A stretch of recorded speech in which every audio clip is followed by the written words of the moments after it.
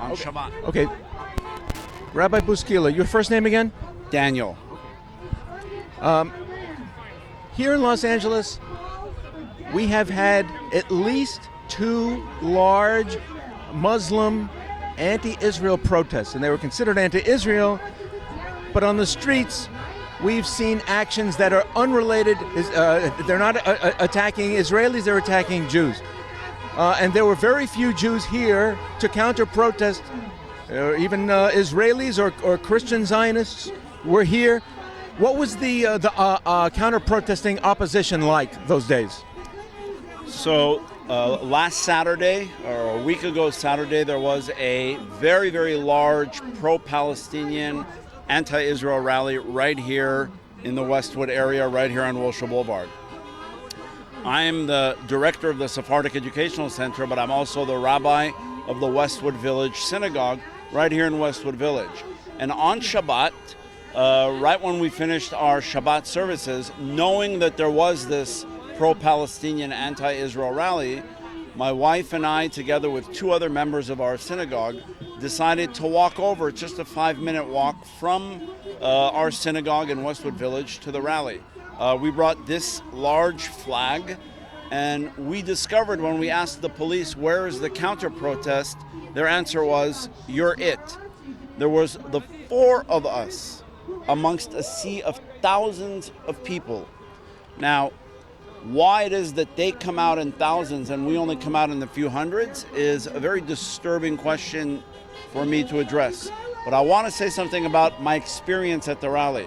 First of all, the police was wonderful.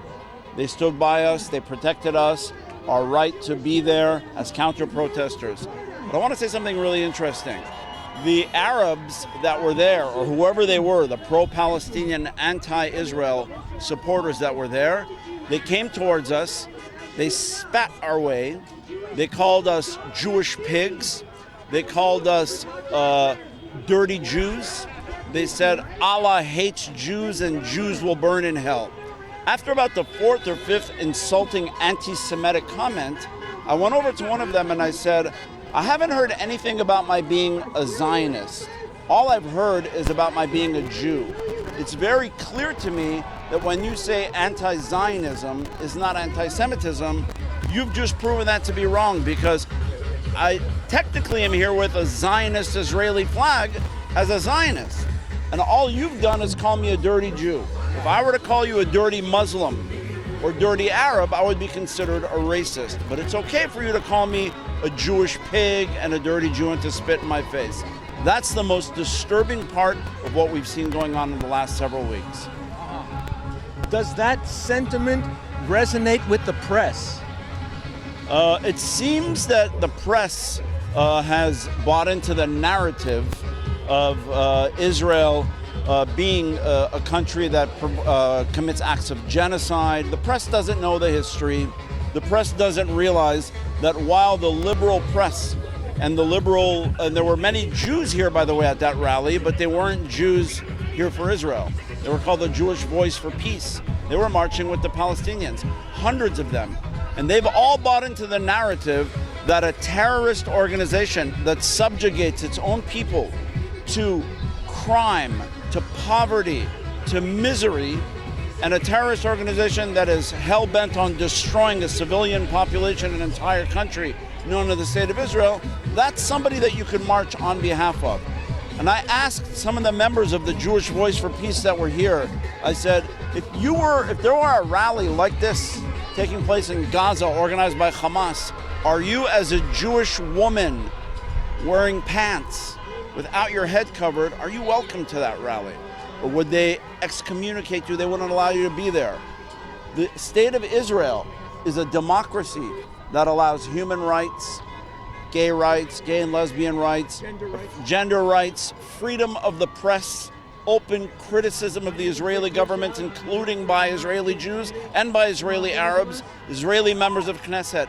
And here you have people who march on behalf of all causes that are anti-democratic, and they march on behalf of them. And when it comes to Hamas or Islamic Jihad, They're willing to throw all of that away in order to express their hatred of Jews and of Israel. That's unbelievable to me. It's very disturbing.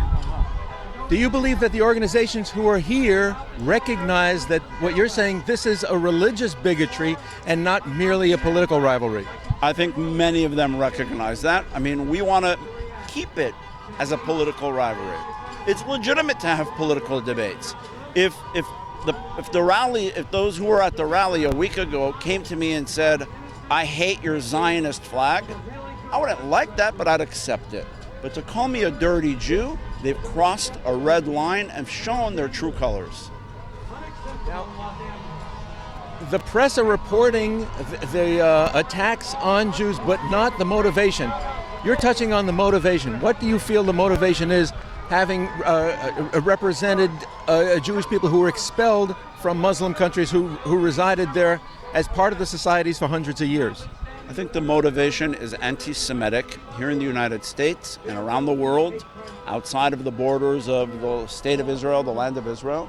The motivation to attack people that are sitting and having a cup of coffee in a cafe or eating in a sushi restaurant or marching to synagogue on Shabbat, not with any flag or not showing any demonstration of support for what's going on in Israel, but simply people being people.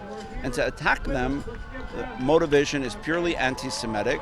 And I think when we remember what happened to Jews in Arab lands, and they talk about refugee problems, okay, and they talk about refugees in 1948, it's true. There were refugees in 1948, over 1.5 million Jews that were expelled from Arab lands. And thank God that there was a state of Israel to accept them, otherwise what would have happened to them? Today's the anniversary of the Farhud in Iraq in 1941. This was open anti-Semitism. It wasn't anti-Zionism. This was an open Nazi-like attack on Jews. And all you have to do is read the press in the Arab countries, including the ones that Israel has peace with, like Egypt and Jordan. Then or today? Today. Read the press today and see the anti-Semitism that is reminiscent of Nazi Germany of the 1930s and 40s in the Arab press today. Look at the website Memory, and they translate all their articles, and you see the open fascist anti-Semitism in the Muslim world, in the Palestinian territories, starting with the president of the Palestinian Authority, Mahmoud Abbas, who wrote his doctoral dissertation arguing that the Holocaust was a hoax. So with many of the Jewish organizations tasked to handle these sorts of things, led by Democrats and liberals, how equipped are they to deal with this degree of anti-Semitism in your view? I think today anybody could be equipped if they want to. The question is, do they have the desire to?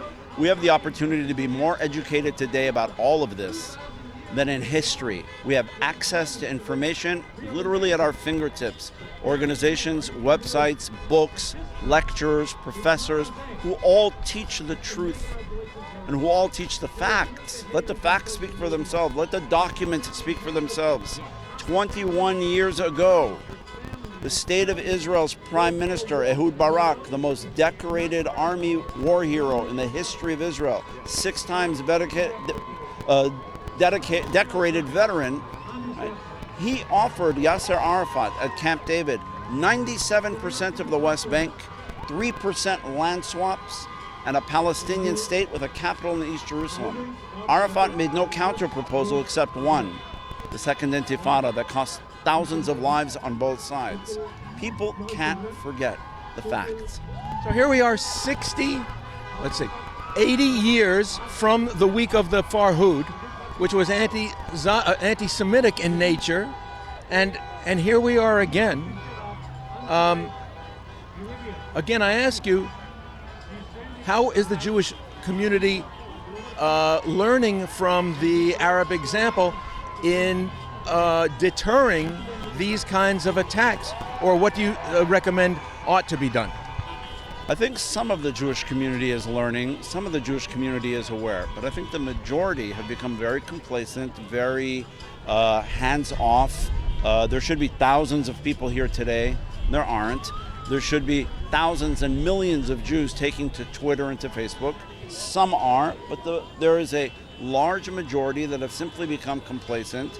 That includes, by the way, when we have, in the midst of anti-Semitism, in the midst of a conflict where thousands of rockets are raining from a terror organization onto a civilian population, and close to 100 rabbinical students from the conservative and reform movements seminaries signed a letter condemning Israel.